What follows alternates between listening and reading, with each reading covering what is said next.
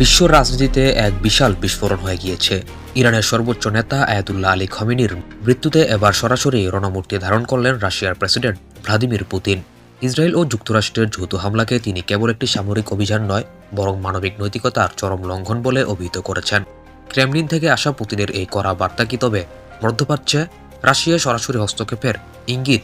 এমনটাই কি মনে করা হচ্ছে পুতিনের এই বার্তাতে? আজকের ভিডিওতে পুতিনের আলী খামেনিকে নিয়ে করা এই বার্তাটি সম্পর্কে পুরোপুরি জানার চেষ্টা করব। তিনি আসলে কি বলতে চেয়েছেন এই বার্তাটিতে। খবর অনুযায়ী গত শনিবার তেহরানে খামেনির নিজ কার্যালয়ে এক ভয়াবহ ক্ষেপণাস্ত্র হামলা চালায় ইসরায়েল ও যুক্তরাষ্ট্র যৌথভাবে। এই হামলায় ইরানের সর্বোচ্চ নেতা নিহত হন। এই ঘটনা পুরো বিশ্বকে স্তব্ধ করে দিলেও রাশিয়ার প্রতিক্রিয়া ছিল সবচেয়ে কঠোর। ক্রেমলিনের মুখপাত্র দিমিত্রি পেসকভ রাশিয়ার পক্ষ থেকে পুতিনের আনুষ্ঠানিক অবস্থান পরিষ্কার করেছেন।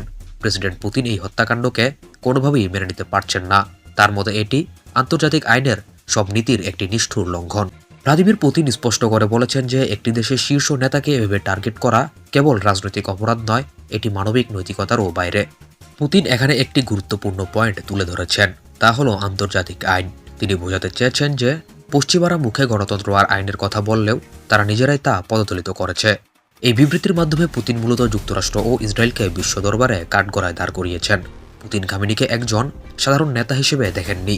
তার শোক বার্তায় তিনি আয়াতুল্লাহ আলী খামেনিকে একজন অসাধারণ রাষ্ট্রনায়ক হিসেবে বর্ণনা করেছেন। পুতিন স্বীকার করেছেন যে রাশিয়া ও ইরানের মধ্যে যে গভীর বন্ধুত্ব ও কৌশলগত অংশীদারিত্ব গড়ে উঠেছে তার পেছনে সিংহভাগ অবদান ছিল আয়াতুল্লাহ আলী খামেনির।